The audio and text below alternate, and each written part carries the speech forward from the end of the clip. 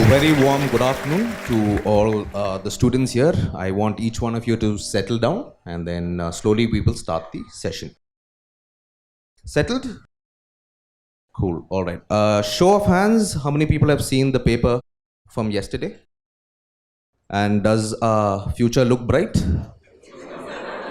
Good. I just wanted to get that out of the way. But just to break that monotony, what Drishti does is that very often we bring people who have crossed to the other side. If you look at it, all of us are on one side. We are on one team, including the faculties, the management, the student, Drishti as whole, as a family. We are all on one side.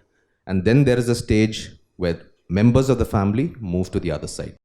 So today we have a very special guest. I'm sure many of you are aware. Can one of you tell me who's this esteemed guest next to me? Anyone? Rank 11, that's a good start. Anything else? Good. At least I'm happy there is some current affairs happening somewhere. Good. All right.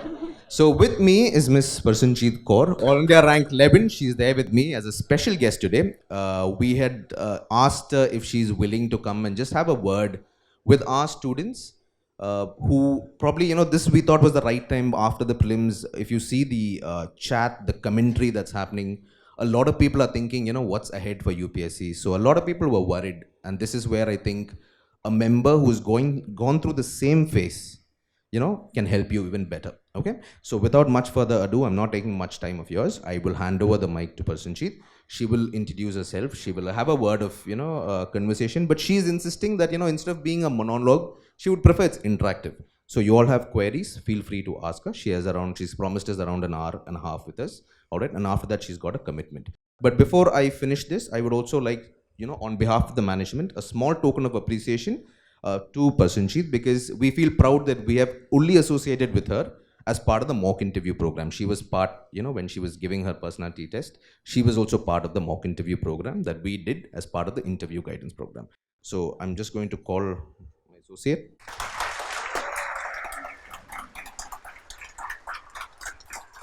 All right, so over to you all. Okay, so feel free to raise your questions and concerns, and I'm sure she's going to be a guiding light in your journey ahead. All right, so thank you. Over to you. Good afternoon, everyone. Myself, Prasenjit Kaur, AIR 11th rank, and I am from Jammu and Kashmir, district Poonch. Regarding my UPSC journey, this was my first attempt at UPSC. Earlier, I had made into the state PCS and I was undergoing my training right now there. I had just joined it about 1 week before. With regard to my preparation, I started my preparation in 2019, in the last year of my graduation. And in the year 2022, I completed my master's from University of Jammu in chemistry. So this was preparation along with my master's. Okay, I will be using two languages, English as well as Hindi, because I think we are all comfortable in both of these. So I will be making my all journey, I will be explaining my entire journey to you in a very simple and in a lucid way, so that you do not feel something like it's too difficult or something like that. Okay, so far as prelims journey was considered, I focused on three important things: NCERTs, standard books and current affairs. I revised them a number of times. I focused on study less but revise more, because this helps us to grasp the concepts. This was my strategy for prelims. And for CSAT, I referred some of the basic books, which I think all of us also refer. Okay. So far as mains was considered, apart from the standard books which we refer, for example, for history, for art and culture and all that, I followed some of the study materials of some coaching institutions which were available online, because my preparation was self-centered. And I used to make small and crisp notes of those. For example, in GS1, we have some topics like on society. And I used to prepare one A4 size paper short notes of that, so that I could have a brief summary of them. And in this way, I completed that entire portion. After that, my optional was zoology. I think some of you might be from zoology background. I insisted on my graduation subject and graduation study material, and in addition to it, I also used some of the websites. And then comes the personality test. I relied on my DAF. I prepared it in each and every word of my DAF.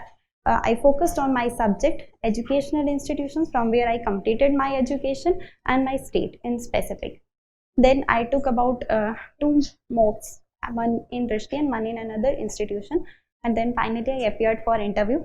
I scored 205 in interview. Uh, this is my entire journey. I think beyond this, I will be asking questions. You can ask questions from me, because in that way I will be able to solve your doubts. People will come here, they will narrate their own journey, and they will go out. This will not be much. This will not be of much help to you. Whatever you want to ask me, consider me as your elder sister, and I will explain it to you in a very clear manner and very honestly. You can ask anything. Actually, we had our university timing from 9 to 5. In the morning also I used to reserve some time, and in the afternoon also I used to reserve some time. My focus was to complete my university work inside the university itself, so that I can get plenty of time for civil services. In general, if I count, about 7 to 8 hours daily I used to give for civil services.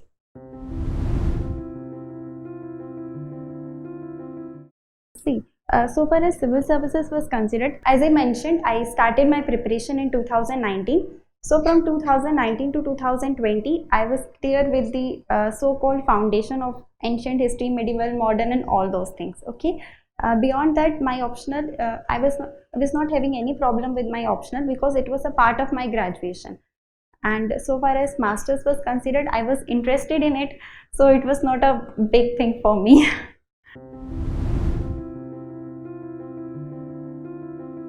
First of all, I had also seen prelims papers yesterday, and they were very tough.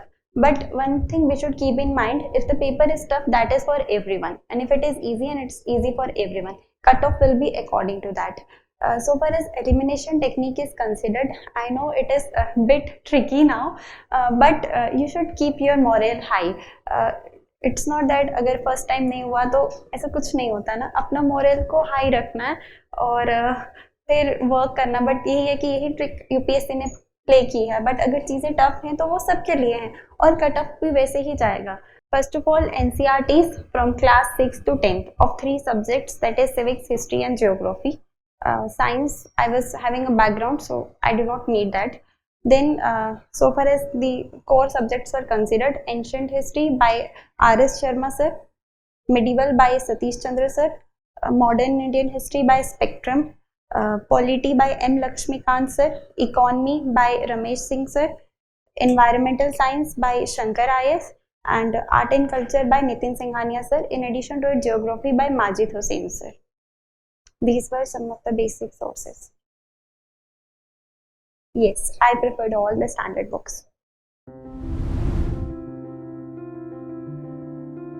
For ethics, I used the book of MC Graw publication. There is a book of MC Graw publication, and it covers ethics paper from start to end according to syllabus. I used that book and I revised it about 3 to 4 times. In addition to it, I also referred the study material of 2017 topper Anudeep sir. His material is also available online. You can also check that material, and in addition to it, you can download previous year's answer sheets of UPSC toppers. You will get an idea of how those people actually write and perform in the examination. By covering all these 3 areas, you can prepare your ethics. I think you should have a basic foundation ready for ethics before PT. But even if you are not able to do it due to certain reasons, you can do it after PT also. But it is better to prepare beforehand.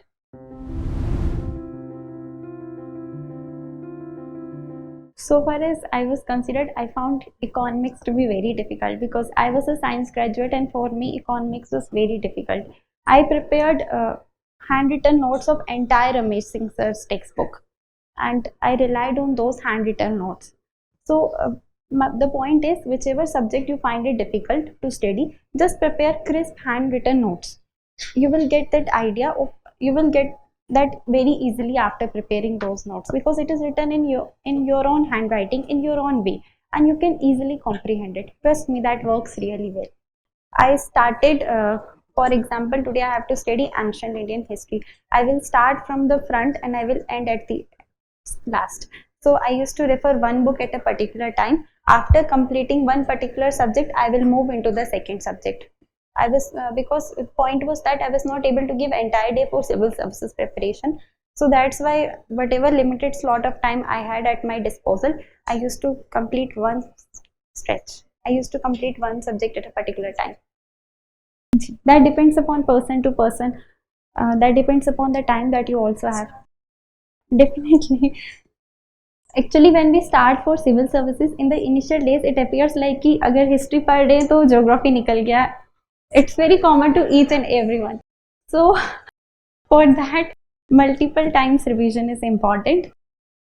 Usually आप ये कीजिए कि हफ्ते के last में एक day अपनी revision के लिए रखिए. जितना भी आप पढ़ रहे हैं आप उस समय उसको जो है वो रिवाइज कर लें और इस तरीके से आप करेंगे. ठीक है.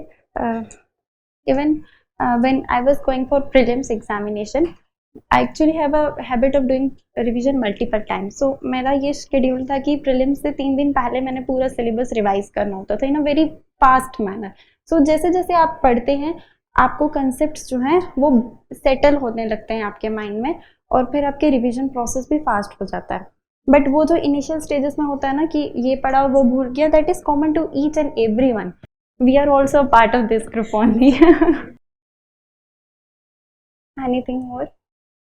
मैं आपको जितना सिंपल हो सके ना मैं बताऊंगी, क्योंकि यूजुअली अपीयर्स की नहीं यहाँ पे आने के लिए हार्ड वर्क तो करना पड़ता है, but we are also part of the same group. We are also common people. एक दिन पहले रिजल्ट की बहुत टेंशन होती है.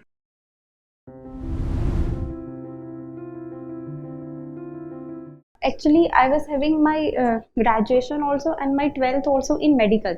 So when you consider 12th standard biology textbook, it is having that last chapters of ecology.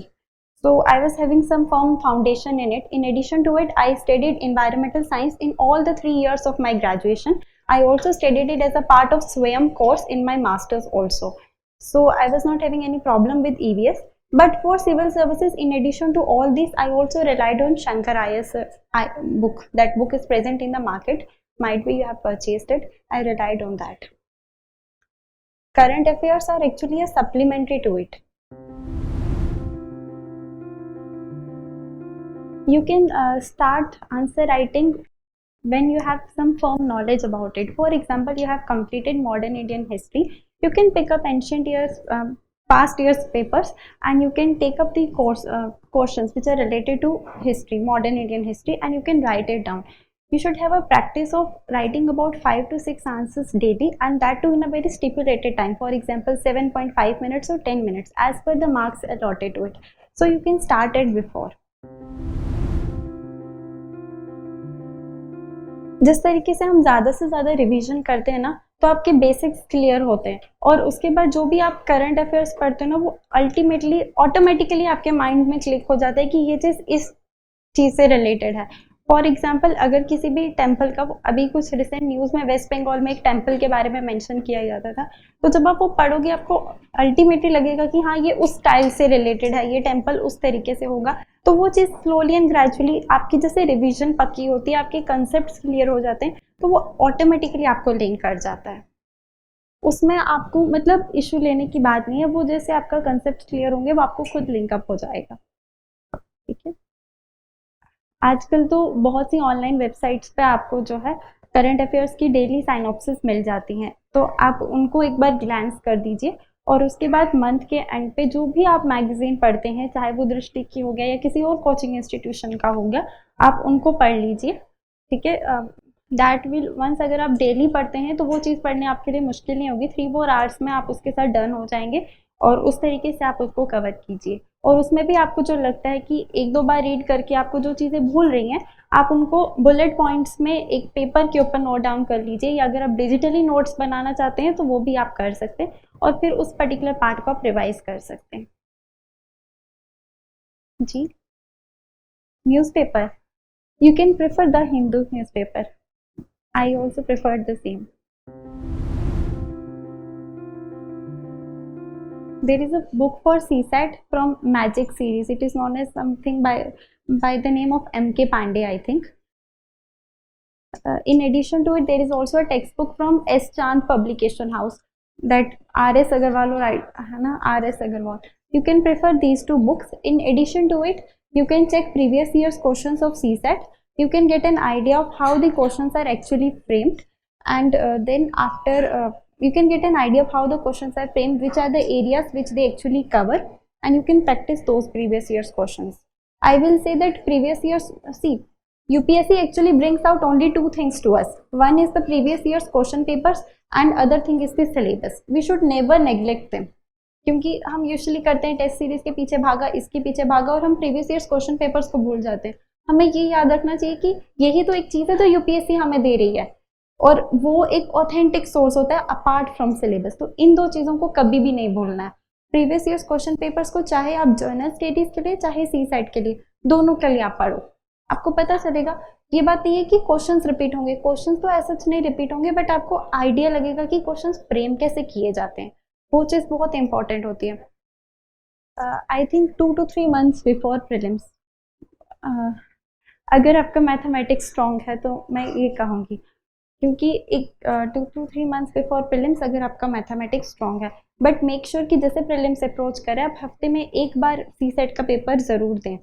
अपने basis पर या प्रीवियस ईयर क्वेश्चंस को डाउनलोड करके आप वो लगा सकते हैं. आप मेक श्योर कीजिए, क्योंकि आजकल जो प्रॉब्लम आ रही है, कल भी मैंने भी बहुत से बच्चों से डिस्कस किया, they were not able to attempt more than 32 to 35 questions in CSAT. जिनसे भी मेरी बात हुई उनका यही रेंज था 32 to 35, क्योंकि पेपर का कॉम्प्लेक्सिटी भी था. और बात ये होती है कि बच्चे हमेशा सी सेट को अवॉइड करके रखते हैं कि हम कर लेंगे, दैट इज़ अ रियलिटी.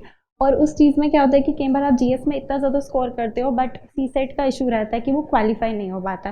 तो उसको बिल्कुल भी अवॉइड नहीं करना. अगर आपका मैथमेटिक्स स्ट्रॉन्ग है तो 2-3 महीने पहले आप क्या करें कि पेपर करना शुरू कर दें. अगर आप 2-3 months पहले भी करेंगे ना, एक हफ्ते में आपको 4 संडेज तो मिल रहे हैं ना, तो 4 संडेज अगर 3 महीने के होंगे तो 12 हो जाएंगे. 13 कर दीजिए, क्योंकि 1 और 2 प्लस और माइनस हो जाता है. तो अगर आपने 13 पेपर सॉल्व किए होंगे टाइम के अकॉर्डिंग तो आपको फाइनल पेपर में प्रॉब्लम नहीं आएगी.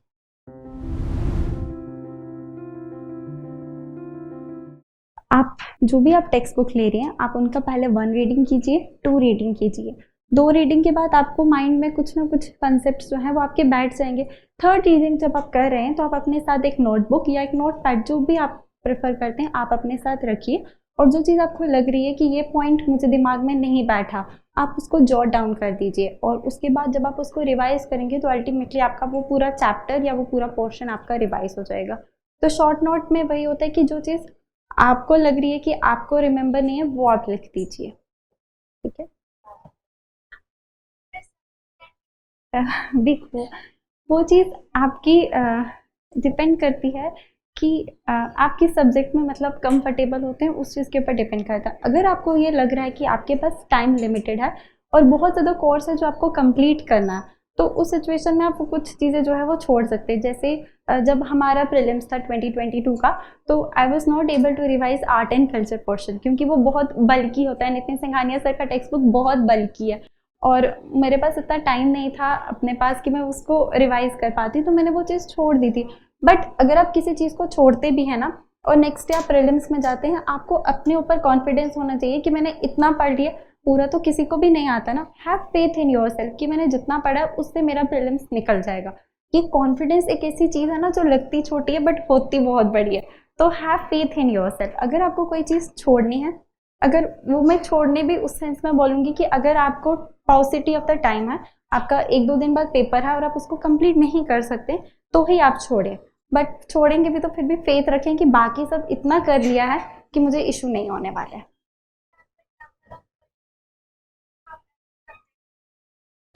कुछ चीज़ें तो नहीं छोड़ सकते ना, जिस तरीके से पॉलिटी आप नहीं छोड़ सकते हो, ज्योग्राफी आप नहीं छोड़ सकते हो.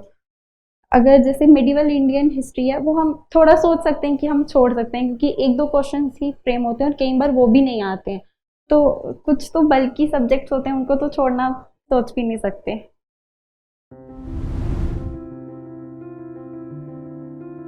सबसे पहले प्रीवियस ईयर्स क्वेश्चंस की मैं बात करूंगी. जैसे मैंने पहले ही बोला कि they are very very important, आप उनको नेग्लेक्ट नहीं कर सकते. सेकेंड थिंग, मैं टेस्ट सीरीज़ की बात करूंगी. मैंने प्रीलिम्स के लिए कोई टेस्ट सीरीज़ नहीं लगाई थी, कोई भी नहीं लगाई थी. मेंस के लिए मैंने कहीं पे टेस्ट सीरीज़ दिया था, लेकिन प्रीलिम्स के लिए मैंने कोई भी टेस्ट सीरीज़ नहीं लगाई थी. और प्रीलिम्स से पहले मैंने करीब 2-3 बार स्टार्टिंग फ्रॉम 2014 से लेके 2021 तक जितने भी प्रीवियस ईयर्स क्वेश्चन पेपर्स थे वो सब किए थे, और उससे मुझे आइडिया लग गया कि किस तरीके से क्वेश्चंस फ्रेम होते हैं, क्योंकि आपको भी पता है कई बार कुछ कीवर्ड्स होते हैं जैसे ऑल, एवरी वगैरह, वो सब चीज़ें जितना आप पढ़ेंगे आपको वैसे पता चलेगा कि आपने उन चीज़ों को कैसे एलिमिनेट करना है। तो फ्रॉम 2014 टू 2021 जितने भी ईयर्स के पेपर्स थे वो मैंने अपने टाइम पे पूरे किए थे। टेस्ट सीरीज मैंने ज्वाइन नहीं किया था। अब जो आप सेकेंड बात करें एलिमिनेशन की, और वो 12 मंथ्स जो रहते हैं, देखो जब मैंने प्रीलिम्स का प्रिपरेशन किया था ना, I was only having 40 days at my disposal, सिर्फ मेरे पास 40 डेज थे। उससे पहले मेरे स्टेट पीसीएस के मेंस थे, दे completed only on 18th of April, और 5th ऑफ जून को हमारा प्रीलिम्स था। जस्ट एक नैरो टाइम स्पैन था, और बट मैंने अपने पे फेथ रखा कि कुछ भी हो ये प्रीलिम्स क्लियर करना ही करना है एट ऑल कॉस्ट।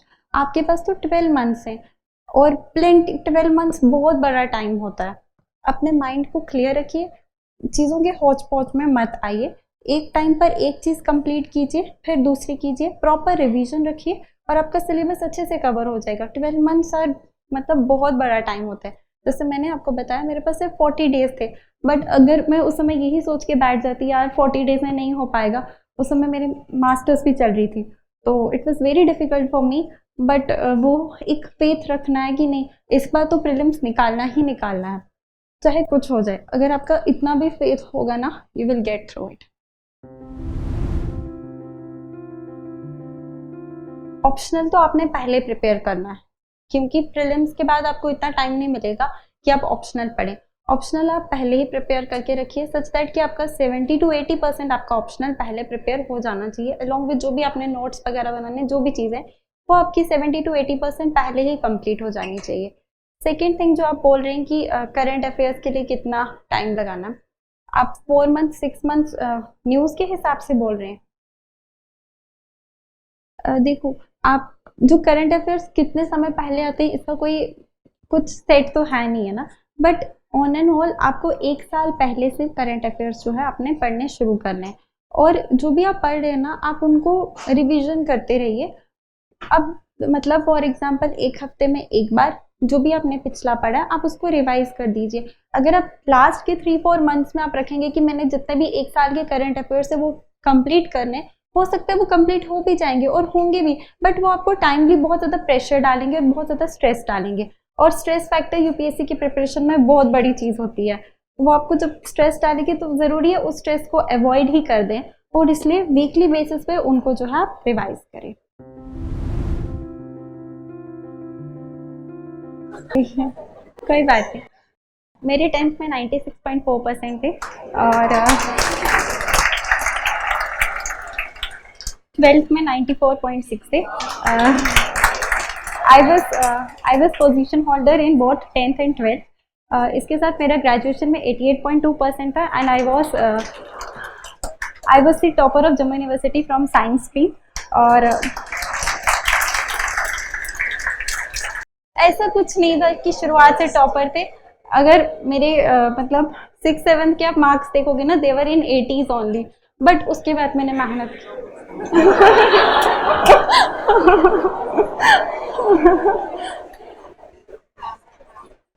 जो यूपीएससी का जर्नी होता है ना वो चेंज कर देता है आपको एंटायरली। आप किस तरीके से सोचते हैं वो हर चीज़ जो है ना वो चेंज हो जाती है।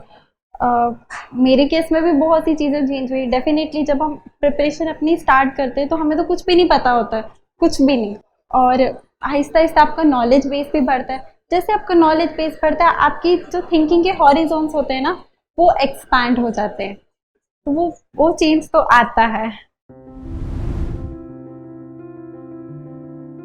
देखो मैं आज तक मतलब एक्सेप्ट व्हाट्सएप मेरा कोई सोशल मीडिया अकाउंट नहीं है, और डेफिनेटली बहुत से डिस्ट्रैक्शंस होते भी हैं, बट आपको अपना एम सेट रखना है कि आपको जहाँ पहुँचना है वहाँ पे आपको पहुँचना है।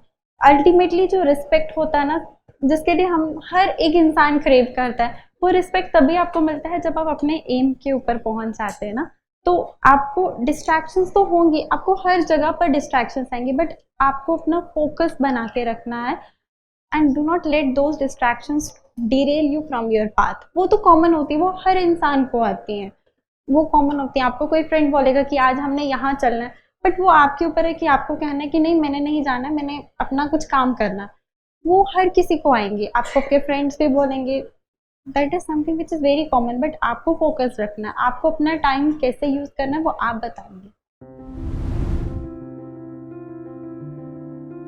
देखिए, जैसे यूपीएससी का प्रिपरेशन आपको भी पता है कि बहुत लंबा होता है, और इसमें मेंटल वो जो प्रेशर वगैरह होता है वो सब बहुत कॉमन होता है, और सब बहुत ज़्यादा वो आइसोलेशन से गुजरते हैं। मैं भी गुजरी हूँ, आप भी गुजरे हैं, और वो आइसोलेशन से रिलेटेड जो प्रेशर होता है ना, दैट इज़ वेरी कॉमन। हम सब ने उसको एक्सपीरियंस किया है, और एट टाइम्स वो बहुत ज़्यादा डीमोटिवेटिंग भी होता है। मुझे भी बहुत ज़्यादा कई बार होता था कि अब क्या करना है, तो सब कुछ बंद ही कर देना चाहिए। बट फिर मैं आपको यही कहूँगी कि आपको ये चीज़ कंसिडर करनी है कि आप यूपीएससी की तरफ क्यों जा रहे हैं। क्या ये आपका एम है, आपकी डिज़ायर है, या ये आपका नीड है। जब आपकी कोई भी चीज़ आपके एम और आपके डिज़ायर से हट के आपके नीड के ऊपर चले जाती है ना, तो वो आपके लिए एक अपने आप में ही एक मोटिवेटिंग फैक्टर बन जाता है जो आपको इंस्पायर करता है। बाकी जहाँ तक मेंटल प्रॉब्लम्स की बात है, आइसोलेशन की बात है, डिप्रेशन की बात है, they are a part and parcel of this entire process. और आई डोंट थिंक सो कि कोई भी एक सिंगल एस्पिरेंट होगा जो इससे मतलब नहीं जूझता होगा। हम भी, we were also part of it, और ये तो हर किसी को हो। देखिए, उसके लिए आपको यही करना है कि आपको अपना एक बैकअप प्लान हमेशा याद रखना है कि आपके माइंड में क्या होना चाहिए। एक बैकअप प्लान होना बहुत इंपॉर्टेंट है। मैंने अपना मास्टर्स किया था केमिस्ट्री में, और केमिस्ट्री को मास्टर्स लेने के पीछे का पर्पस ही यही था कि मेरा बैकअप क्रिएट हो जाए, कि अगर मुझे कल को रिसर्च में जाना पड़े तो एक अच्छा सब्जेक्ट हो। Chemistry is a very good subject. तो उस तरीके से बैकअप क्रिएट करना बहुत इंपॉर्टेंट होता है, क्योंकि यूपीएससी की प्रिपरेशन के लिए तो आप ग्रेजुएट ही काफ़ी हो। तो there was a need to do masters, और मास्टर्स में भी मैंने 2 इयर्स लगाए। तो वो इसीलिए लगाए कि वो जो थोड़ा एक मेंटल प्रेशर होता है वो भी कम हो जाए। क्योंकि देखिए, हमारी सोसाइटी ना, मैं ऑनेस्टली बोलूँगी, ऐसे होती है कि जब आप ग्रेजुएशन के बाद 1 साल 2 साल घर बैठते हो ना, तो लोग पूछते हैं कि आपने क्या किया, और घर वाले भी पूछते हैं, मुझे भी पूछा, आपसे भी पूछा होगा। तो उसमें क्या है कि अगर आप किसी कोर्स में इन्वॉल्व हो ना, तो आपको एटलीस्ट कोई ये तो नहीं पूछेगा कि आप क्या कर रहे हो। ठीक है, उसके लिए आपको एक बैकअप अपने माइंड में रखना है। इसलिए मेरा भी पर्पस यूनिवर्सिटी में जाने का यही था कि मेरे 2 इयर्स वहाँ पे कंज्यूम हो जाएंगे, यहाँ से ये प्रिपरेशन चलता रहेगा, और कोई मुझे पूछने वाला नहीं होगा कि आपने क्या किया ग्रेजुएशन के बाद। तो बैकअप प्लान होना बहुत इंपॉर्टेंट है। ऐसे के लिए जो जितने भी टॉपिक्स होते हैं जो आपको लगते हैं कि वो आ सकते हैं, फॉर एग्जांपल एजुकेशन हो गया, हेल्थ हो गया, एनवायरनमेंट का टॉपिक हो गया, पोल्यूशन हो गया, उसके पहले आप एक क्रिस्प नोट्स क्रिएट कर लीजिए। जैसे यहाँ पर अनुदीप सर के नोट्स अवेलेबल होते हैं, आपने देखे होंगे, मैंने भी उन्हीं को देखा था। तो वो आप एक प्रिपेयर कर लीजिए। इसके बाद आपके पास कुछ मॉडल एसेज आते हैं, डिफरेंट इंस्टीट्यूशंस के थ्रू वो पीडीएफ्स लाए जाते हैं, आप उनको भी पढ़ सकते हैं। और सबसे इम्पॉर्टेंट, जो प्रीवियस ईयर्स टॉपर्स होते हैं ना, उनकी आंसर शीट्स को आप देखिए। पर्टिकुलरली जो फिलोसफिकल एसेज होते हैं वो कैसे लिखे जाते हैं वो आपको वहीं से पता चलेंगे। क्योंकि जो भी कोचिंग इंस्टीट्यूशंस का मटेरियल होता है, वहाँ पे जस्ट आपको मटेरियल दे दिया जाता है, बट उसको फ्रेम कैसे करना ये नहीं होता है। ये जो फ्रेमिंग आपने सीखनी होती है, ये प्रीवियस ईयर्स टॉपर्स की आंसर शीट से सीखनी होती है। उससे आपको पता चलता है कि वो कैसे पहले जिस तरीके से कैसे स्टार्ट करेंगे, किसी स्टोरी को देंगे, फिर डिफाइन करेंगे, प्रॉब्लम्स को इंट्रोड्यूस करेंगे। तो वो सब के लिए आप उन चीज़ों को रेफर कीजिए। ऑप्शनल सब्जेक्ट बहुत इंपॉर्टेंट होता है यूपीएससी में, और ऑलमोस्ट अगर आपका वहाँ पे 280 या 290 तक का स्कोर है, you are in the list. आपको ऑप्शनल सब्जेक्ट सबसे पहले प्रेफर करना, मैं कहूँगी प्रेफर करना है कि आपका ग्रेजुएशन का सब्जेक्ट हो, क्योंकि सिंस आपने 3 इयर्स उसमें दिए हैं तो उसका आपके पास एक फर्म फाउंडेशन होता है। अगर किसी रीज़न से आप अपने ग्रेजुएशन के सब्जेक्ट में कंफर्टेबल नहीं है, तो आप कोई और ह्यूमैनिटीज़ का सब्जेक्ट आप ले सकते हैं, और आप उनके सिलेबस को देखिए, जो सिलेबस आपको लगता है कि ठीक है आपके लिए, और प्रीवियस ईयर्स क्वेश्चन पेपर्स को देखें, उस सब्जेक्ट के रिजल्ट्स के ट्रेंड्स को देखें, और इन चीज़ों के अकॉर्डिंग आप काम कीजिए। मैंने जोलॉजी लिया था क्योंकि मेरा वो बैकग्राउंड था, और मुझे लगा कि I can do justice with this subject, इसलिए मैंने जोलॉजी लिया था। अगर अगर ऐसा क्वेश्चन आता है ना, तो यूजुअली हम लोग कहते हैं कि हमें सोसाइटी को सर्व करना है and all that. That is a that is ठीक है, वो तो ठीक है, बट वो सामने सामने लगता है कि वो बना बनाया हुआ क्वेश्चन आंसर है। तो आपको बिल्कुल रियलिस्टिक देना है कि चाहे उसमें फाइनेंशियल स्टेबिलिटी भी है, रिस्पेक्ट भी है, और रिस्पेक्ट एक ऐसी चीज़ है जो हर एक ह्यूमन बीइंग चाहता है कि उसको मिले। तो रियलिस्टिक अगर आपको आंसर देना है तो रियलिस्टिक आंसर दीजिए। ये जो बने बनाए क्वेश्चन आंसर्स होते हैं जो सब कहते हैं कि नहीं हमें सोसाइटी को सर्व करना है, बेस्ट प्लेटफॉर्म, सर्व तो आप किसी भी तरीके से कर सकते हैं। आप एक डॉक्टर होंगे तो आप सोसाइटी को शायद और अच्छी तरीके से सर्व कर सकते हैं। तो वो चीज़ जो सही है वो देनी चाहिए ना। ये डिसीजन मैंने 9th स्टैंडर्ड में लिया था।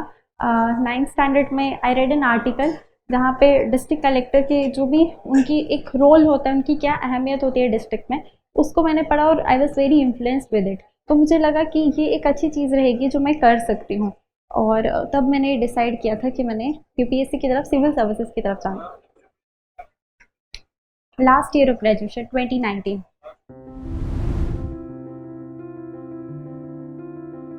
देखिए जो भी आप मतलब जहाँ पे भी आप अपना क्लासेस ले रहे होंगे, पहली बात तो ये कि वहाँ की फैकल्टी बहुत एक्सपीरियंस्ड होती है और वो ऑन द मोस्ट आपको सब चीज़ें complete करवाएंगी।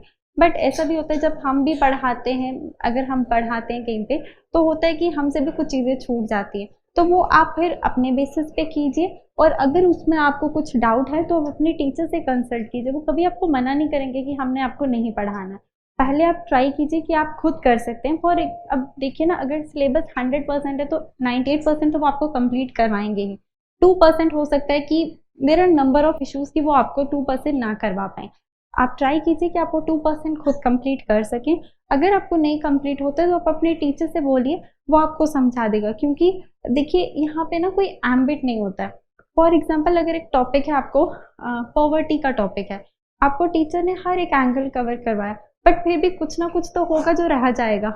That is very common, क्योंकि यहाँ पे पूरी डिस्क्रिप्शन नहीं होती कि पॉवर्टी के अंदर आपने ये पढ़ना है, वो चीज़ें नहीं होती हैं। तो कुछ एरियाज डेफिनेटली ऐसे होते हैं जो अनकवर्ड रह जाते हैं। अगर आपको अपने बेसिस पे नहीं होता है तो आप अपने टीचर्स का हेल्प ले सकते हैं। देखिए जो कोचिंग का मटेरियल होता है ना, they are actually supplementary to those books. आप कोचिंग का मटेरियल पढ़िए, मैं ये नहीं बोलूँगी, वो एक क्रिस्प मैनर में दिया जाता है और आपको बता देते हैं कि आपने ये चीज़ें पढ़नी, क्योंकि बुक्स में बहुत सी चीज़ें एक्स्ट्रा भी होती हैं, बट उसके साथ साथ आपने बुक्स भी पढ़नी है। फॉर एग्जाम्पल जब हम अपनी 9th में होते हैं या 10th में होते हैं तो हमारे टीचर्स हमें नोट्स देते हैं, हमें भी दिए थे, आपको भी दिए होंगे। बट इसका मतलब ये तो नहीं होता हम अपनी टेक्स्ट बुक्स भूल जाएं। हम अपनी टेक्स्ट बुक्स को भी रीड करते हैं ना। उसी तरीके से जो आपका टीचर्स ने आपको जो भी मटेरियल दिया है, आप उनको भी पढ़िए, बट उसके साथ एक बुक्स को भी ग्लैंस कर दीजिए। क्योंकि जब आपके जो मटेरियल होगा ना, वो उन सब चीज़ों को कवर करेगा ही करेगा। थोड़ा बहुत जो चीज़ें आपने रह गई हैं वो अपनी टेक्स्ट बुक्स को पढ़िए। कोचिंग का मटेरियल पढ़िए, बट अपनी बुक्स को सेक्रीफाइस मत कीजिए, उनको भी पढ़िए। देखिए जब इंसान हमारी जो हायर एजुकेशन का सेटअप है वो ऐसा है कि उसमें पेपर्स बहुत ज़्यादा स्ट्रिक्टली कंडक्ट किए जाते हैं। तो ऐसा तो नहीं हो सकता कि आपने बिल्कुल भी ना पढ़ा हो, आपको आइडिया तो होगा। और जब आप सिलेबस देखें यूपीएससी का, ऑप्शनल का सब्जेक्ट देखें, ऑप्शनल के सिलेबस देखें, आपको जिस ऑप्शनल की तरफ इंटरेस्ट लगता है कि हमें ये चीज़ करनी चाहिए, ये चीज़ हम कर सकते हैं, तो आप उस ऑप्शनल को उठाइए। मेरा अपना graduation government degree college Poonch से है। एक ऐसा कॉलेज शायद आपने सुना भी नहीं होगा, कभी भी नहीं सुना होगा। हमारे डिस्ट्रिक्ट का सबसे बड़ा कॉलेज वही है। गवर्नमेंट कॉलेज है, एस्टैब्लिश्ड इन 1950s। तो आप किस बैकग्राउंड से हैं, आपने अपना एजुकेशन कहाँ से कंप्लीट किया, कौन से कॉलेज से है, कौन सी स्ट्रीम है, ये सब चीज़ें मैटर नहीं करती हैं। But really matters is that कि आप इंटरव्यू में किस तरीके से परफॉर्मेंस देते हैं, आप बोर्ड को इन्फ्लुएंस कर पाते हैं, उनको सेटिस्फाई कर पाते हैं अपने आंसर्स के साथ कि नहीं, वो चीज़ मैटर करती है। इंडिया में चाहे हमारे पास बहुत से आईआईटीज़ हैं, हर चीज़ है, बट हम सब लोग तो मेट्रोपॉलिटन सिटी से नहीं आते हैं ना। मैं खुद एक बहुत रिमोट एरिया से बिलोंग करती हूँ, मेरा एजुकेशन वहीं पर कंप्लीट हुआ है। मैं जम्मू से सिर्फ अपनी मास्टर्स के दौरान आई थी। तो आपका बैकग्राउंड क्या है ये चीज़ मैटर नहीं करती है, आप उस दिन क्या कैसी परफॉर्मेंस देते हैं, ये चीज़ ज़्यादा मैटर करता है। आजकल तो हमें हर बुक के रिव्यूज़ पता होते हैं कि कौन सी बुक कैसी है। वो तो मतलब आजकल जब भी आप ऑनलाइन सर्च करते हो तो आपको अच्छे अच्छे रिव्यूज़ पता चल जाते हैं हर एक बुक के बारे में। तो आप अपने मटेरियल को सॉर्ट आउट करके रखिए कि आपने कितना मटेरियल लेना है।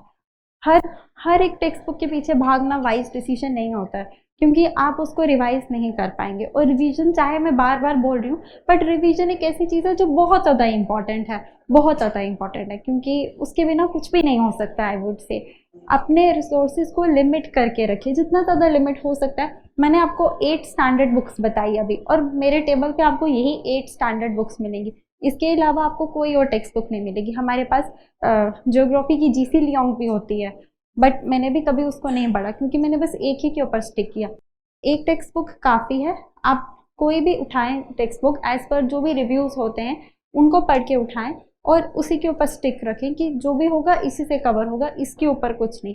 मल्टीपल सोर्सेज लेके आप अपने लिए ही कंफ्यूजन क्रिएट करेंगे, किसी का कुछ नहीं होगा। एनसीईआरटीज़ का प्रिपरेशन आप स्टार्टिंग में कीजिए, before moving to the standard books, क्योंकि ये चीज़ हम लोग गलती करते हैं कि हम सीधा स्टैंडर्ड बुक्स उठा लेते हैं और हम एनसीईआरटीज़ नहीं पढ़ते हैं। बट एक्चुअली हम लोग फ्रॉम क्लास 10 हम जो है वो हिस्ट्री सिविक्स वगैरह से दूर हो चुके होते हैं, जिनका बैकग्राउंड नहीं होता, हमने भी नहीं पढ़ा था। तो वो आपको जो वो बेस क्रिएट करने में मदद करता है वो आपका एनसीईआरटीज़ होता है। तो आप एनसीईआरटीज़ को पहले कवर कीजिए before moving to the standard books. ये मेरी आपकी एडवाइस रहेगी। आप फॉर एग्जांपल आपने किसी कोचिंग इंस्टीट्यूशन को नया नया ज्वाइन किया है, कुछ समय के लिए आप जितना वो पढ़ा रहे हैं आप वो पढ़िए, और स्टैंडर्ड बुक्स पे मूव मत कीजिए, साथ साथ अपने एनसीईआरटीज़ को कवर कर लीजिए, उसके बाद ही स्टैंडर्ड बुक्स पे मूव कीजिए। जहाँ तक आंसर राइटिंग की बात होती है ना, ये एक ग्रेजुअल प्रोसेस होती है जो आपको आहिस्ता आहिस्ता डेवलप होती है। जो भी आप फर्स्ट आंसर लिखोगे that will be the worst answer, but slowly and gradually आपकी जो आंसर राइटिंग की स्किल होगी वो इम्प्रूव हो जाएगी। रिटर्न पेपर में आपको ये चीज़ फोकस रखनी है कि आपका हर एक आंसर किसी दूसरे के आंसर से डिफरेंट हो, और उसके लिए अगर आप वहाँ पे कुछ डायग्राम्स इंट्रोड्यूस कर सकते हैं, कुछ फ्लो चार्ट्स इंट्रोड्यूस कर सकते हैं, तो आप वो चीज़ इंट्रोड्यूस कीजिए। मेक श्योर कि, क्योंकि अगर आपको किसी क्वेश्चन पे हाफ मार्क भी एक्स्ट्रा मिल जाता है ना, वो हाफ हाफ काउंट करके बहुत बड़ा बन जाता है। इसे तो आपको ये फोकस करना है कि मेरा हर एक क्वेश्चन जितना ज़्यादा मैं डिफर कर सकती हूँ, मैं इसको दूसरों से डिफरेंट करूँ। कुछ टॉपिक्स पे तो जैसे फ्लो चार्ट नहीं बन पाता है, बट कुछ टॉपिक्स पे जिन पे नहीं बन सकता उनको आप अवॉइड कर दीजिए। ये पॉसिबल नहीं है कि एंटायर 20 क्वेश्चंस में आपके पास फ्लो चार्ट हो या आपके पास डायग्राम्स हो। पर्टिकुलरली अगर हम कई बार GS3 के कुछ ऐसे वेयर टॉपिक्स आ जाते हैं, या GS2 के, जैसे हमारे टाइम पे कुछ मॉडल कोड ऑफ कंडक्ट से रिलेटेड कुछ क्वेश्चन था GS2 में, उसमें इंसान क्या बनाएगा, कुछ भी नहीं बना सकता ना। जिस पे नहीं बनते लीव इट, बट जिस पे बन सकता है do not leave that opportunity. उसके बहुत से रीजंस थे। पहला रीज़न ये था कि मेरी स्पेशलाइजेशन फिजिकल केमिस्ट्री में थी, और जबकि पेपर 2 की बात की जाए तो उसमें ऑर्गेनिक बहुत कवर होता है, तो I was not comfortable in it. तो मुझे लगा कि जिस पे कंफर्टेबल नहीं है उसको नहीं लेना चाहिए, एक ये रीज़न था। सेकेंड चीज़ ये थी कि अगर आप जोलॉजी के कंपैरिजन केमिस्ट्री का मटेरियल कंपेयर करो तो आपको ऑनलाइन इतना मटेरियल नहीं मिलता है, और मैं भी अपनी प्रिपरेशन खुद ही कर रही थी, मुझे मटेरियल का भी प्रॉब्लम हो रहा था, तो इसलिए मुझे लगा कि as compared to chemistry zoology will be a good choice, इसलिए मैंने जोलॉजी लिया था। बट अगर आप कंफर्टेबल फील करते हो, अगर आपका मटेरियल अवेलेबल होता है, तो आप केमिस्ट्री में भी केमिस्ट्री को भी उठा सकते हो। बहुत से बच्चे होते हैं जो केमिस्ट्री को एज एन ऑप्शनल लेते हैं, तो there is no issue like that. अगर आपका 10th हिंदी में है, उसके लिए अगर ऐसी बात है तो आपको फिर इंग्लिश में थोड़ा सा कमांड रखना पड़ेगा, क्योंकि आपने जो भी चीज़ें लिखनी है वो आपने इंग्लिश में लिखनी है। मेंस का यही रूल होता है कि मेंस में आपका पेन कहीं पर स्टॉप नहीं करना चाहिए, क्योंकि वहाँ पे जो आंसर्स लिखे जाते हैं ना वो फ्लो में लिखे जाते हैं, आपको सोचने का टाइम नहीं होता है। तो अगर आप लैंग्वेज में आपको कमांड होनी चाहिए, मैं ये कहूँगी, और उसके लिए आपको वर्क करना पड़ेगा। अगर अपने 24 के लिए देना, मैं आपको ये कहूँगी कि ऑप्शनल आप आज से ही स्टार्ट कर दीजिए। आप 3 to 4 मंथ्स आपको लगेंगे आपका ऑप्शनल कवर करने में। इतना टाइम लगता है क्योंकि मटेरियल को गेन करना होता है, वो सब कंपाइलेशन करनी होती है, 3-4 महीने लग जाएंगे। फॉर एग्जांपल अगर अभी मई ख़त्म होने वाला है, जून को ही हम लगाते हैं, जून जुलाई अगस्त सितंबर तक आपका ऑप्शनल डन होना चाहिए, मतलब बाय द एंड ऑफ सितंबर। जहाँ तक बात है फैमिली की, तो मैं उनसे बिल्कुल डिस्कनेक्ट ही थी, मैं कह सकती हूँ। बहुत कम ही किसी फंक्शन में जाना होता था क्योंकि टाइम ही नहीं मिलता था। इनफैक्ट मेन से हफ्ता पहले मेरी कज़िन का मैरिज था, और उसमें भी मैं करीब 1 घंटे के लिए ही गई थी। किसी भी फंक्शन को और अटेंड नहीं किया था, सिर्फ उनके मैरिज को ही अटेंड किया था। तो वो जो एक आइसोलेशन होती है वो सेक्रीफाइस तो करना पड़ता है। इंटरव्यू में मुझसे बहुत से एरियाज़ के क्वेश्चंस पूछे गए थे, जैसे मेरा जो एजुकेशनल इंस्टीट्यूशन है यूनिवर्सिटी ऑफ जम्मू, उसकी फाउंडेशन से रिलेटेड कुछ क्वेश्चंस आए थे। मेरा ऑप्शनल जोलॉजी है और उससे रिलेटेड क्वेश्चंस थे, कुछ रिलेटेड कोर कंसेप्ट से रिलेटेड थे। फिर एक क्वेश्चन तो ये भी था कि मास्टर्स आपका केमिस्ट्री में और जोलॉजी को ऑप्शनल क्यों लिया, ये क्वेश्चन भी आया था। और हमारी जम्मू कश्मीर की जितना भी एग्रीकल्चर है उसके बारे में बात किया गया था। फिर जम्मू कश्मीर से रिलेटेड एप्पल्स एक बहुत इंपॉर्टेंट कमोडिटी है, उसके रिलेटेड बात की गई थी। फिर हमारे पास गुलमर्ग में वो विंटर ओलंपिक्स का इवेंट होता है, तो उससे रिलेटेड स्पोर्ट्स का इशू था, तो वो भी पूछा गया था। और जम्मू कश्मीर में जो सिक्योरिटी का सिचुएशन है इस समय एट प्रेजेंट, उससे रिलेटेड भी क्वेश्चन थे। इसके साथ करंट अफेयर से रिलेटेड जो 2-3 चीज़ें उस समय न्यूज़ में थी, चाहे वो इंडस वाटर ट्रेटी का कुछ मैटर था, तो वो सब चीज़ें पूछी गई थी। इंटरव्यू में प्रेशर तो होता ही है, वो तो डेफिनेटली है, बट फिर आपको अपना काम जो है वो मेंटेन रखना है। जो भी आंसर्स को रिप्लाई करना है वो बहुत आहिस्ता आहिस्ता करना है, सोच समझ के करना है, क्योंकि the moment you will enter that room pressure तो अपने आप बिल्ट हो जाता है, क्योंकि इंटरव्यू एक डिसाइडिंग पॉइंट होता है और सबसे इम्पोर्टेंट स्टेज होती है, तो उसको आपको अपनी कामनेस से हैंडल करना है। डाटा का एक्चुअल डाटा, ओके। आप कोशिश कीजिए कि जो GS3 के आपके क्वेश्चंस हैं आप उनको किसी डाटा के साथ ही स्टार्ट कीजिए, क्योंकि उसे लगता है कि हाँ ये जो भी क्वेश्चन ड्राफ्ट किया गया है वो कोई वेग आंसर नहीं है बट ऑथेंटिक आंसर है। तो जब भी आप स्टार्टिंग में कोई डाटा दे देते हैं, फॉर एग्जांपल अगर आप लिखेंगे जैसे फूड प्रोसेसिंग इंडस्ट्री का हमारे यहाँ पे इतना स्कोप है कि हमारी GDP को इतना कंट्रीब्यूट करेगी, क्योंकि फूड प्रोसेसिंग से रिलेटेड एक क्वेश्चन लास्ट टाइम GS3 में था, मैंने इसलिए ये बोला। तो जब आप डाटा डालते हैं ना तो आगे वाले को एक इंटरेस्ट डेवलप हो जाता है कि ये कोई आंसर ऐसे क्राफ्टेड आंसर नहीं है बट डाटा के बेसिस पर ऑथेंटिक आंसर है, तो वो बहुत इंपॉर्टेंट रहता है, आगे वाले को भी इंटरेस्ट डेवलप होता है। तो जहाँ कहीं पर भी आप डाटा डाल सकते हैं आप डालें।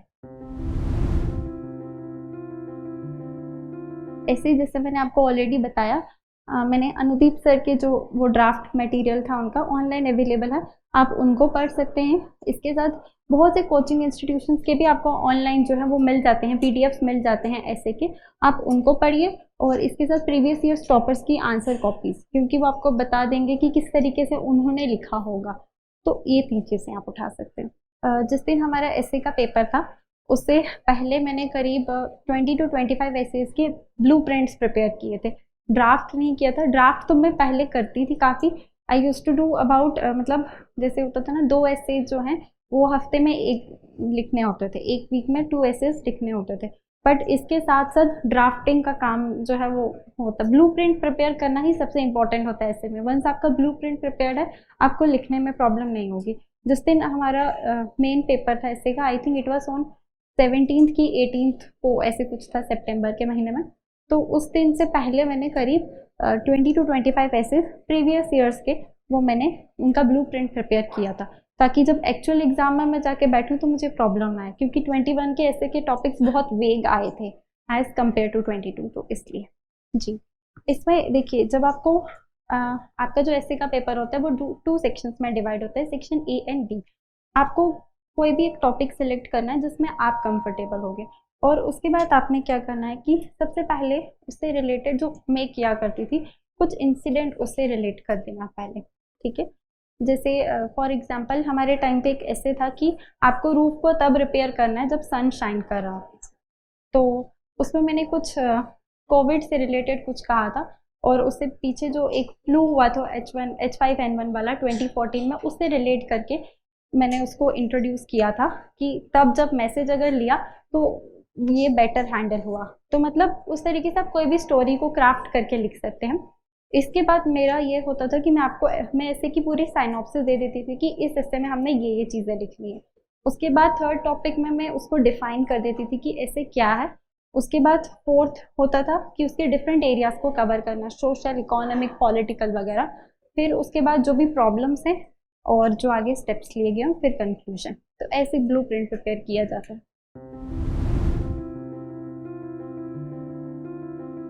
डेफिनेटली थोड़ा बहुत तो देखना पड़ता था, क्योंकि यूजुअली मैं क्या करती थी कि I was having some 3 or 4 screenshots, और कुछ अच्छी अच्छी इंस्पिरेशनल लाइंस हुआ करती थी, तो जब मैं डीमोटिवेट होती थी तो मैं उन लाइंस को पढ़ लिया करती थी। कुछ तो जैसे मतलब हो गया ना कि समथिंग लाइक दैट कि आईएएस आपको ऐसे नहीं मिलेगा, इसके लिए आपको अपना तकदीर बदलना पड़ेगा। इट वाज समथिंग लाइक कि मैं तेरे नसीब की वो बारिश नहीं जो तुझ पर बरस जाऊं, तुझे तकदीर बदलनी होगी मुझे पाने के लिए। देखो, एक बात तो क्लियर होती है ना, जो भी बच्चा प्रीलिम्स में बैठता है उसने बहुत मेहनत की होती है, दैट इज फॉर श्योर। क्योंकि आज के टाइम पे सभी इतने वाइज तो होते हैं कि उन्हें पता होता है कि हमारे पास लिमिटेड नंबर ऑफ अटेम्प्ट है। तो जो भी कोई प्रीलिम्स में बैठता है वो उसने बहुत मेहनत की होती है और इसमें कोई भी डाउट नहीं है। अब निकलना ना निकलने में बहुत से फैक्टर्स आ जाते हैं। कई बार क्या होता है कि एग्जामिनेशन हॉल का स्ट्रेस ही इतना होता है कि हम परफॉर्म नहीं कर पाते। क्योंकि देखो, अगर मैं यहाँ पे पेपर देखूंगी और वहां अंदर पेपर देखने में बहुत फर्क होता है। बाहर तो सब बोलते हैं पेपर इजी है, बट जो अंदर बैठा होता है उसको पता होता है। तो उस सिचुएशन में डेफिनेटली जब किसी का नहीं होता तो उसको बुरा भी लगता है और हिम्मत भी टूटती है। बट फिर आपको अपना जो है स्टेमिना बनाए रखना है, क्योंकि हमारे पास ऐसे काफ़ी लोग होते हैं जो अपने 4th अटेम्प्ट 5th अटेम्प्ट में फाइनली जाके सक्सीड होते हैं। तो वो स्टेमिना और वो स्ट्रेंथ बनाए रखनी होती है। वो आपको पढ़ते रहना है, वो आपको पढ़ते रहना है, क्योंकि आपने ये देखना है कि आपकी पिछली प्रिपरेशन में क्या कमी रही होगी, कौन सा एरिया था जो आपको वीक था, वो चीज़ आपको। फॉर एग्जांपल, अगर आपको ऐसा लग रहा है कि आप ज़्यादा क्वेश्चंस मार्क नहीं कर पा रहे, ऐसा होता है, आपको लग रहा है कि आउट ऑफ 100 क्वेश्चंस हम 30 क्वेश्चंस ही अच्छे से मार्क कर पा रहे हैं, तो इसका मतलब कहीं ना कहीं आपकी नॉलेज में गैप है। फिर आप अपनी नॉलेज को बढ़ाएंगे, ठीक है, करंट अफेयर्स को सप्लीमेंट कीजिए, बुक्स को सप्लीमेंट कीजिए, फिर आप अपनी नॉलेज को बढ़ाएंगे। या कहीं आपको लग रहा है कि यार मुझे 40-45 क्वेश्चंस तो अच्छे से आ रहे हैं बट फिर सिलेक्शन नहीं हो रहा है, तो फिर मतलब कहीं ना कहीं आपकी मार्किंग में प्रॉब्लम हो रही है। कई बार ऐसा भी होता है कि हम गलत मार्क कर देते हैं, that is also very common, क्योंकि स्ट्रेस में पता नहीं होता है।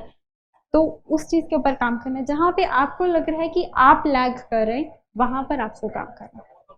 वो 1-2 दिन तो जब बहुत ज़्यादा पीक पे डीमोटिवेशन होती है, 1-2 दिन तो कुछ देखने का मन भी नहीं करता, बट फिर ग्रेजुअली मैं ये कहूँगी आप अपने पेरेंट्स को याद रखिए कि जिन्होंने आपको यहाँ भेजा है। जब उनका फेस आपके सामने आएगा ना, तो वो सब चीज़ें जो है ना अपने आप दूर हो जाती है, क्योंकि उनकी एस्पिरेशंस को लेकर आप यहाँ पर आए हैं, उनके सपनों को लेकर आए हैं। उनको याद रखिए, सब चीज़ें दूर हो जाएंगी। प्रॉब्लम होती है, आई विल अंडरस्टैंड इट, बहुत ज़्यादा डिमोटिवेटिंग होता है, लगता है कि सब चीज़ें बंद कर दें, बट आपको ये याद रखना है कि जो आज यहाँ पे खड़े हैं ना वो भी उसी स्टेज से गुजरे हैं। ये चीज़ याद रखनी है, क्योंकि कोई एस्पिरेंट ऐसा नहीं होता है कि जो उस सिचुएशन से ना पास हुआ हो। मैंने आपको बोला ना, मैं शुरुआत से टॉपर नहीं थी। मैंने, अगर आप मेरे 80% ओके, आप कह रहे हैं कि 80% भी टॉपर होता है, बट जहाँ पर आपके सामने आपके बैचमेट्स 90-95 ले रहे हो ना, वहाँ 80 वाला मैटर नहीं करता है। और देखिए, ये जो नया फ्रेम था, कि नया तरीका था कैसे आंसर्स को फ्रेम करना, ये हमारे टाइम पे ही स्टार्ट हुआ था, जहाँ पे 1 is correct, 2 is correct, 2 statements are correct, ये पिछली बार आया था। नहीं, जो पिछली बार ये वाला एक स्टाइल है ना, only 1 statement is correct, 2 statement is correct, ये पिछली बार से ही स्टार्ट हुआ था बहुत ज़्यादा एम्बिट में। हमारे टाइम पे we were the first to face it. तो आपको ये चीज़ याद रखनी है, पेपर डिफिकल्ट आया तो वो सबके लिए आया है, और कट ऑफ भी वैसे ही जाएगा। आपको उस चीज़ के ऊपर नहीं जाना है कि यार पेपर तो बहुत टफ है, समथिंग लाइक दैट। टफ है तो सबके लिए टफ है, सबका नॉलेज बेस उतना ही होता है, थोड़ा बहुत तो फर्क होता है, बट ऑलमोस्ट सबका उतना ही होता है। डेफिनेटली वो तो चल जाता है, साथ साथ चलता है, मेरा भी मास्टर साथ साथ में ही था, बट फिर वही है कि आपको उसको बैलेंस करना आना चाहिए। और मैं ये कहूँगी कि बैकअप होना बहुत इंपॉर्टेंट है, क्योंकि एग्जाम बहुत अनप्रिडिक्टेबल होता है। But ma'am, as we do masters, is there any benefit like in JRF or something like that? वैसे तो कुछ बेनिफिट नहीं होता है, बट यही है कि आपको एक बैकअप ही क्रिएट करना होता है, अपने लिए एक सिक्योरिटी नेट क्रिएट करना होता है। वो सिक्योरिटी नेट आपकी हायर एजुकेशन आपको देती है, इससे ऊपर कुछ नहीं होता। प्रीलिम्स और मेंस का जो प्रिपरेशन होता है वो इंटीग्रेटेड चलता है, बोथ को hand in hand, but prelims से करीब 2 महीने पहले आप अपना पूरा फोकस जो है मेंस से प्रीलिम्स में ला सकते हो, बट इनिशियली वो दोनों हैंड इन हैंड चलते हैं। उसके लिए आप जितना ज़्यादा प्रैक्टिस करेंगे ना आपको पता चलेगा। यहीं पर आपकी जो मेंस की टेस्ट सीरीज होती है या जो प्रीवियस ईयर टॉपर्स के आंसर देखते हैं वो वर्क करते हैं।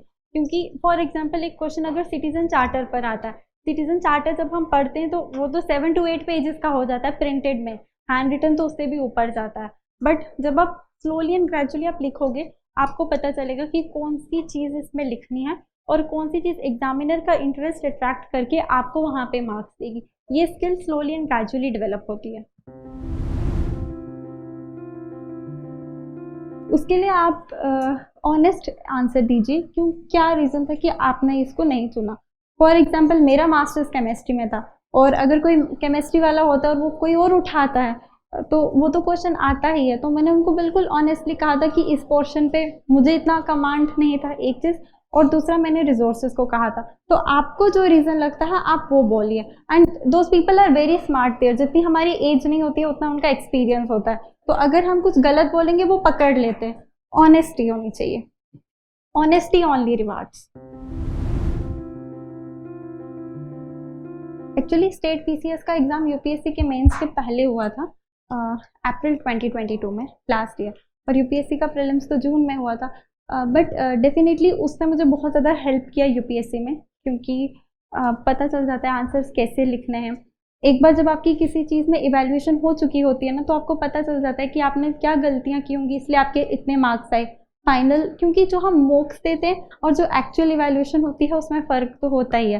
तो डेफिनेटली स्टेट पीसीएस का मुझे बहुत ज़्यादा बेनिफिट मिला हर एक स्टेज पे, चाहे वो प्रीलिम्स हो, मेंस हो या इंटरव्यू हो, क्योंकि मुझे हर चीज़ का एक पहले ही गेस्ट लग चुका था कि क्या क्या चीज़ें होंगी। Syllabus of both state PCS and UPSC is more और लेस सेम। कुछ चीज़ें स्टेट पीसीएस में जैसे आपको स्टेट से रिलेटेड वहाँ पे कुछ एडिशन होगा, बाकी एवरीथिंग इज सेम। आप पहले सिलेबस को पढ़िए, ठीक है, और आप उसके बाद सिलेबस को जैसे आप मतलब वो होता है ना कि सिलेबस के हर एक वर्ड को आपने समझना है, और उसके बाद आप न्यूज़पेपर देखिए, ठीक है। आजकल तो न्यूज़पेपर में G20 का बहुत है, तो आप जब सिलेबस में देखेंगे तो आपके पास वो इंटरनेशनल अफेयर्स का वो जो कंसेप्ट आ जाता है, तो उससे आपको पता चल जाएगा कि नहीं ये चीज़ है जो मेरे कंसर्न की है, तो वो आप वहाँ से उठा सकते हैं। तो जब आप सिलेबस को गो थ्रू करेंगे तो उसके बाद स्लोली एंड ग्रेजुअली आपको पता चलेगा कि न्यूज़पेपर से मैंने क्या चीज़ फिल्टर आउट करके पढ़नी है और क्या चीज़ नहीं पढ़नी है। न्यूज़पेपर्स के मैं एज सच नोट्स नहीं बोलूँगी क्योंकि वो बहुत बल्कि हो जाते हैं, और जो चीज़ रियलिस्टिक नहीं है मैं नहीं आपको बोलूँगी क्योंकि इतना पढ़ा नहीं जाता है। हम सब ह्यूमन बींग्स हैं, हमारे लिमिटेड कैपेसिटीज़ होती हैं। तो जो ऑनलाइन साइनॉप्सिस आती हैं डेली आप वो कर सकते हैं।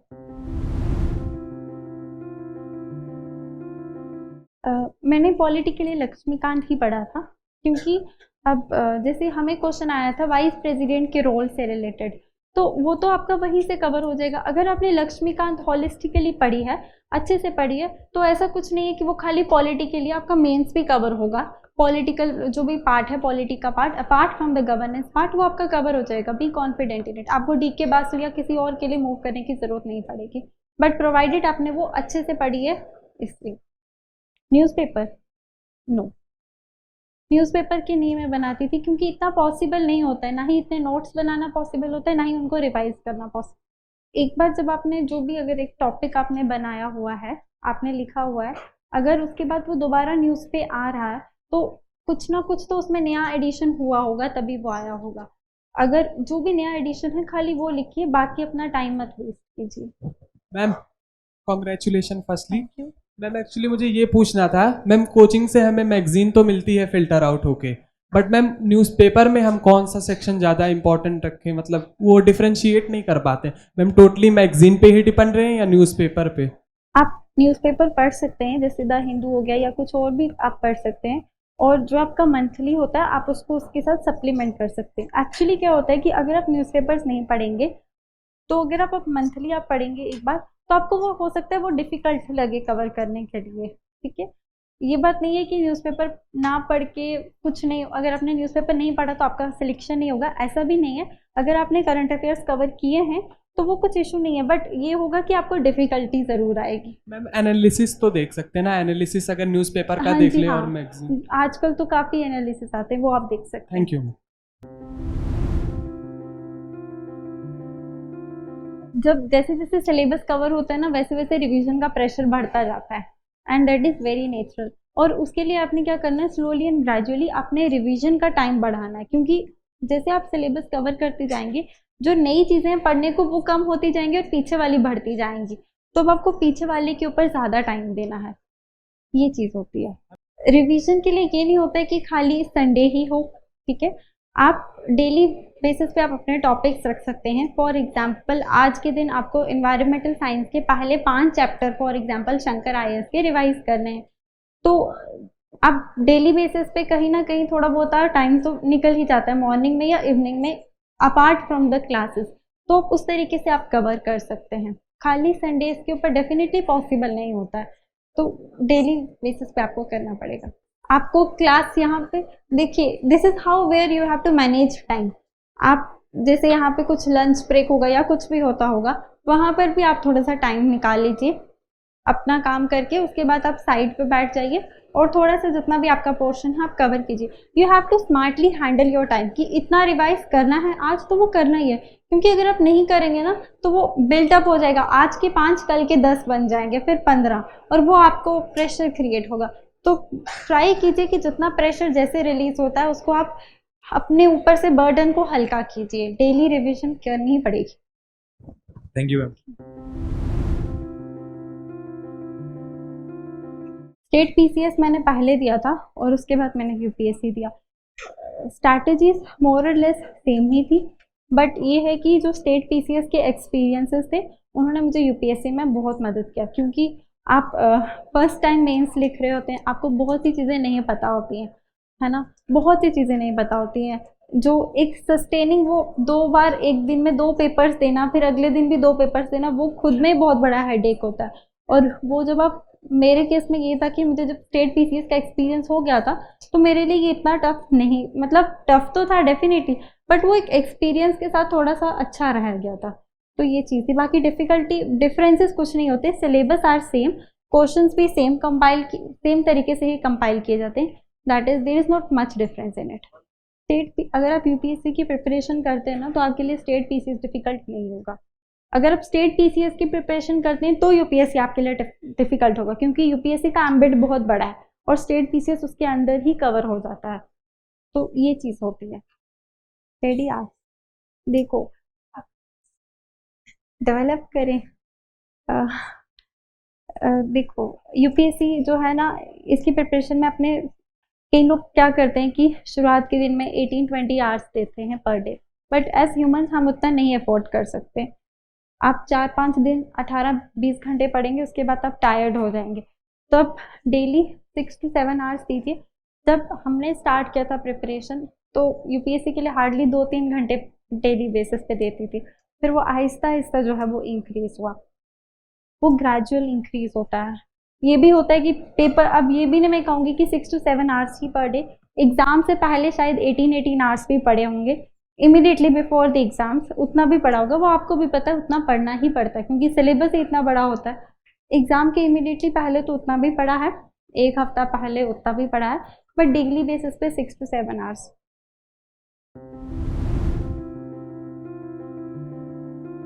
It's a natural thing. I think it's my behavior only. Usually when people come here, they will exaggerate things. But मैंने आपको शुरू में कहा था, consider me to be your elder sister. और मैंने जैसे आपको बताया है, मैं वैसे ही अपने घर वालों को भी बताती हूँ, अगर जो भी मेरे ब्रदर्स एंड सिस्टर्स हैं, तो don't consider me like that. मैं ऐसी ही हूँ। मैंने आपको आई थिंक बहुत से एरियाज में मैंने बहुत सी चीज़ें आपको सिंपल बताई होंगी, आपको लगा होगा कि ये चीज़ ऐसे ही बोल रहे हैं, बट ट्रस्ट मी, जो भी मैंने बोला वो ही है। एक तो स्टडी लॉट मेरा मॉर्निंग में होता था, उसके बाद 9 to 5 यूनिवर्सिटी होता था, 9 to 5 मास्टर्स होता था, तो 3 आवर्स हमारे प्रैक्टिकल के होते थे। From 2 to 5 we had our practicals. Chemistry था तो प्रैक्टिकल्स तो होते ही हैं। और उसके बाद जब मैं वापस आती थी तो कुछ समय मुझे अपनी केमिस्ट्री को भी देना पड़ता था, क्योंकि केमिस्ट्री भी उतना ही टाइम डिमांड करती है जितना यूपीएससी करते हैं, क्योंकि टेक्निकल सब्जेक्ट है। और उसके बाद मैं फिर वापस से यही प्रोसेस स्टार्ट कर देती थी सिविल सर्विसेज का। अभी जैसे अभी आप अपनी प्रिपरेशन के इनिशियल टाइम पे है ना, तो आपको इसलिए थोड़ा बर्डन लगेगा, क्योंकि अभी आपको हर एक चीज़ कवर करनी है। वंस आपके जो बेसिक्स हैं वो कवर हो जाएंगे फिर आपको प्रॉब्लम नहीं होगा। मतलब स्लीप तो कम ही थी, 6 घंटे तक थी। इतना तो है ही है। As a human being it is scientifically proven कि हमें 7 to 8 आवर्स स्लीप चाहिए ही चाहिए, उसके बिना हमारा माइंड काम नहीं करेगा। तो दैट इज़ अ मस्ट। आप अभी भी गूगल कीजिए, उतना तो आएगा ही।